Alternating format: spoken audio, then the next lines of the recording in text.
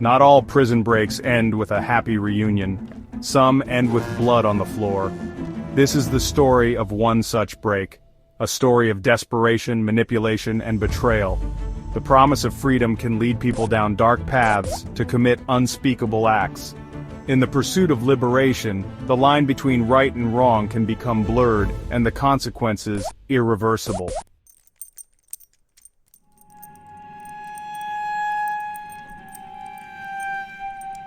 Stone walls and steel bars. At the heart of this story lies a maximum security prison housing the most dangerous criminals. Within these walls, a charismatic inmate, a master manipulator, weaves his web of deceit. He preys on the vulnerabilities of those around him, twisting their perceptions and loyalties. A staff member, bound by duty, finds herself entangled in his web. Their paths converge in a shared desire for escape, but the price of freedom can be higher than they ever imagined.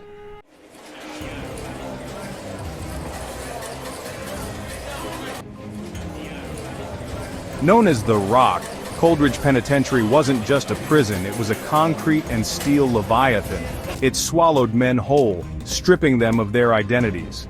Built on the outskirts of a forgotten town, Coldridge was a place of shadows and whispers.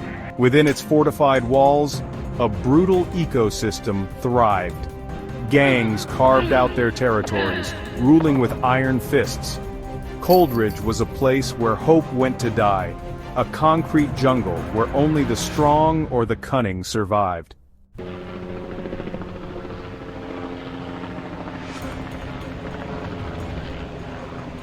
The prison yard at Coldridge was a microcosm of the outside world, a brutal reflection of society. It was a concrete jungle where only the strong survived, a place where alliances shifted like sand. Tattoos told stories of past sins and future threats. The weak were preyed upon, their vulnerability a beacon to predators. The guards maintained a fragile peace, their authority challenged at every turn. Survival depended on instinct, cunning, and a willingness to do whatever it took to make it to the next sunrise.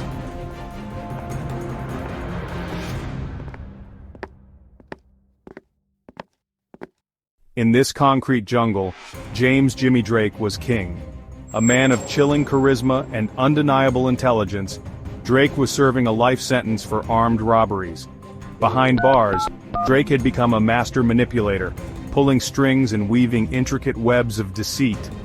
He knew how to identify weakness, how to exploit fear, and how to twist loyalty into a weapon.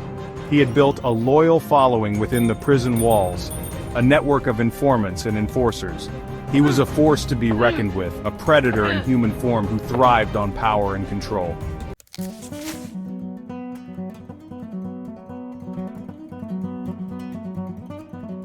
On the other side of this dangerous equation was Sarah Miller, a young correctional officer.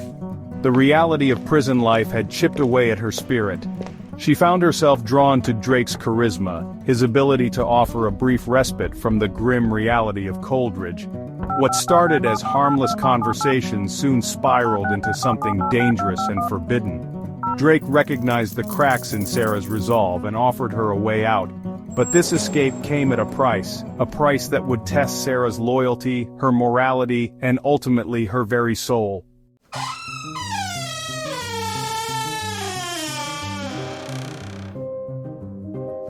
Their relationship began subtly, in the dimly lit corridors of Coldridge Penitentiary.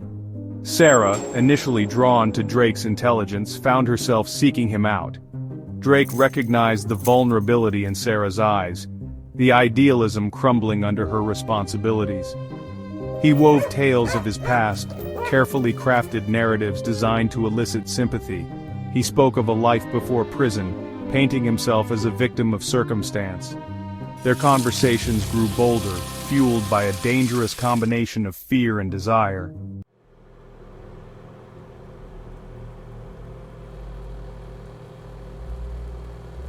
The power dynamic shifted further in Drake's favor as their relationship deepened.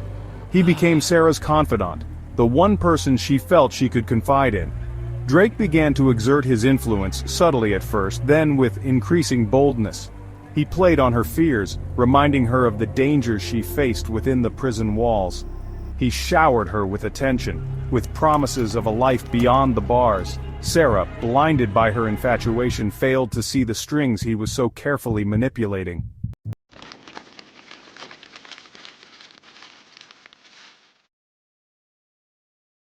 Their relationship took a darker turn when Drake began slipping letters into Sarah's pockets. The words, scrawled in Drake's elegant hand, spoke of a love that transcended the prison walls. But between the lines, Sarah could sense a growing desperation, a simmering anger. Drake hinted at a plan, a way for them to escape the confines of Coldridge. The letters became a source of both comfort and terror, a constant reminder of the dangerous game she was playing.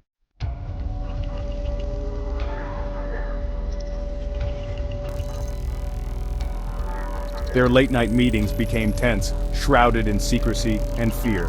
Drake outlined his plan for escape, a plan that involved exploiting Sarah's position within the prison.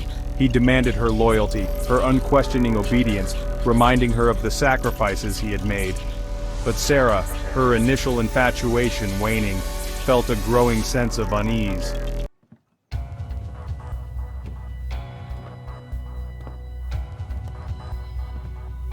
The weight of her secret pressed down on Sarah like a physical burden. Sleep eluded her, her dreams haunted by images of locked doors and blood-stained hands. The other guards seemed to sense her unease, their glances filled with suspicion. She had made a deal with the devil and the devil was coming to collect.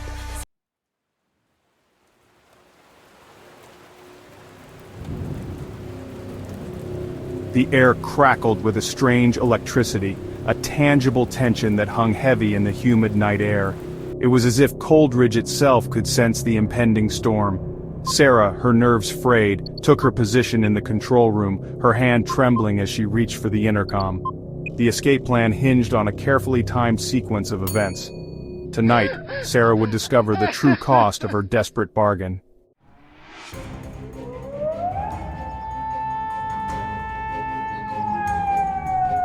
A sudden, ear-splitting alarm shattered the night, its shrill wail echoing through the cell blocks.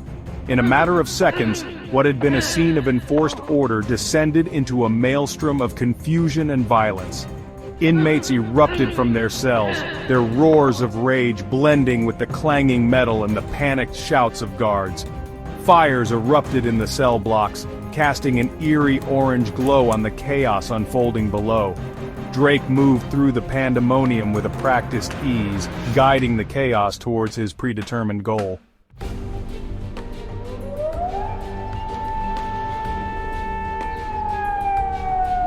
The control room became a scene of utter pandemonium. Sarah, her face ashen, struggled to maintain her composure as the cacophony of alarms, shouts, and screams filled the air. On the security monitors, she watched in horror as the riot spread like wildfire. Drake's voice, calm and chillingly composed, crackled through her earpiece, guiding her. She was the puppet master's puppet, her every action bringing Drake one step closer to freedom.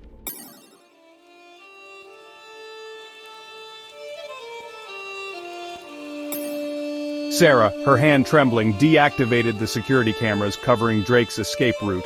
The weight of what she was doing pressed down on her with crushing force. But it was too late to turn back, too late to undo the web of lies and deceit she had woven around herself. She had paid the price of her freedom, but she was yet to discover if it was a price she was willing to pay.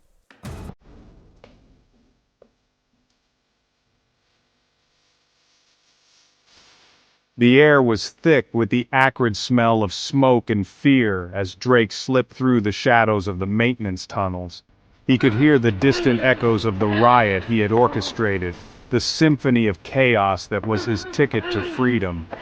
He felt no remorse for the guards he had injured, the lives he had disrupted. He would disappear into the night, leaving behind the wreckage of his past, a ghost story whispered within the walls of Coldridge.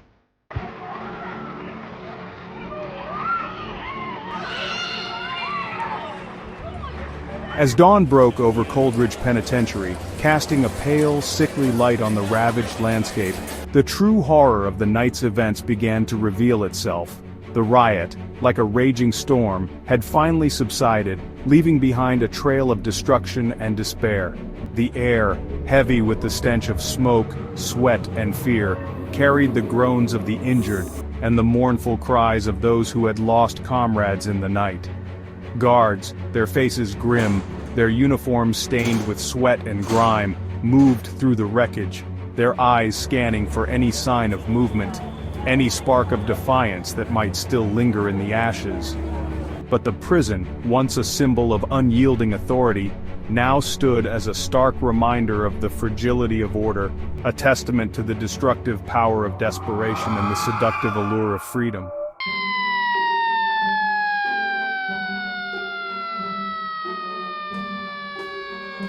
The manhunt for James Drake began immediately, a desperate race against time as law enforcement agencies from across the state descended upon the small town, their sirens wailing a mournful dirge that shattered the morning calm. Roadblocks were set up on every highway and back road wanted posters bearing Drake's face plastered on every available surface. The media, sensing a story that would grip the nation, descended upon Coldridge like vultures, their cameras hungry to capture every detail of the escape, every shred of information, every tear shed by those left behind. But as the hours turned into days, and the trail grew colder, a chilling realization began to dawn on the investigators. This was no ordinary prison break, no simple case of brute force and opportunity. This was a carefully orchestrated conspiracy, and at its heart lay a web of betrayal that stretched far beyond the prison walls.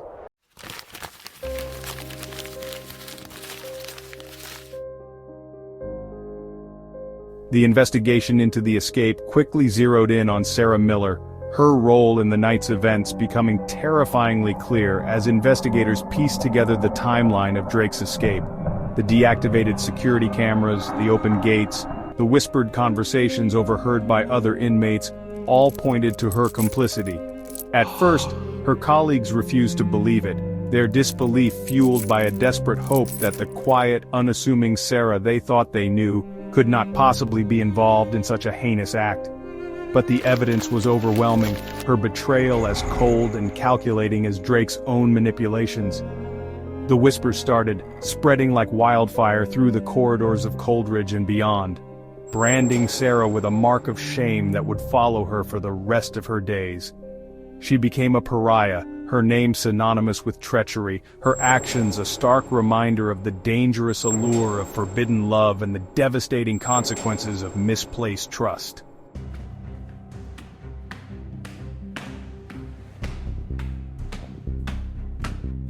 In the aftermath of the escape, Coldridge Penitentiary was never the same. The riot had left an indelible scar on the institution, a festering wound that refused to heal. The guards, once symbols of authority, now walked the corridors with a haunted look in their eyes, their every move shadowed by the memory of that chaotic night. The inmates, though stripped of their ringleader, seemed to carry a newfound sense of defiance, their whispers echoing with the knowledge that the walls of Coldridge, once thought impenetrable, had been breached. The escape had shattered the illusion of order, leaving behind a palpable sense of unease, a constant reminder that the beast within, though wounded, was far from tamed. And in the hearts of those who had known Sarah Miller, a profound sense of betrayal lingered, a bitter aftertaste that tainted even the fondest memories. They were left to grapple with the unsettling realization that the people we think we know, the people we trust with our lives, can sometimes harbor the darkest of secrets, secrets capable of shattering lives and leaving behind a trail of blood and broken promises.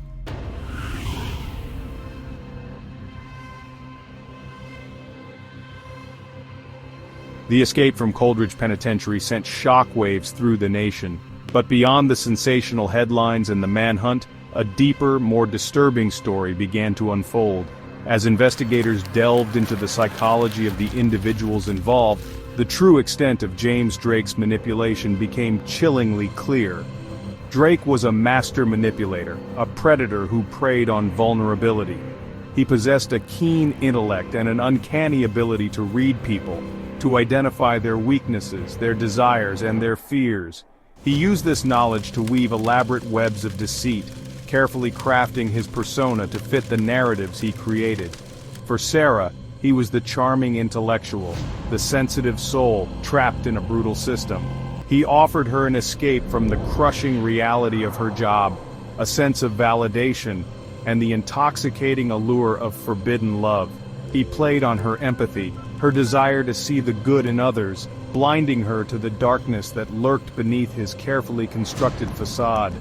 Drake's manipulation extended beyond Sarah, infiltrating the very fabric of Coldridge. He cultivated a network of informants, exploiting petty rivalries and simmering resentments to his advantage. He understood the power of fear and used it ruthlessly, silencing potential threats with implied violence and carefully orchestrated acts of intimidation.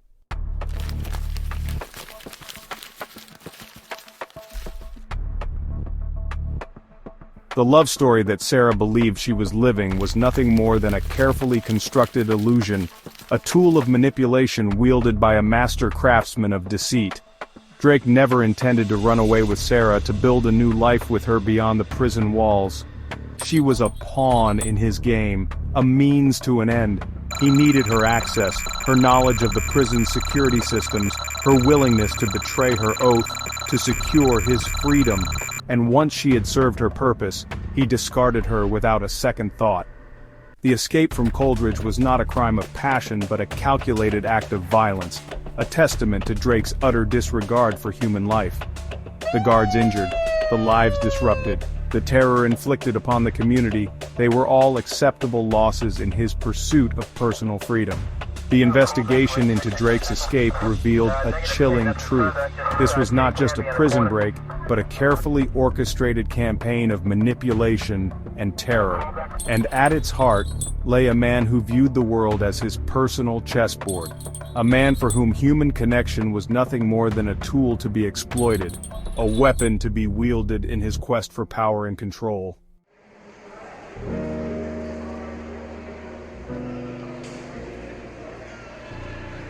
The escape from Coldridge Penitentiary serves as a chilling reminder that freedom, a concept so often associated with hope and redemption, can also be a double-edged sword. For James Drake, freedom was a weapon, a means to exert his will upon the world, leaving a trail of destruction in his wake. For Sarah Miller, the pursuit of freedom, however misguided, led her down a path of betrayal and despair, shattering her idealism and branding her with a mark of shame that would forever taint her life. The events at Coldridge are a stark reminder that not all who seek freedom deserve it, and that sometimes, the bars that confine us are as much internal as they are external.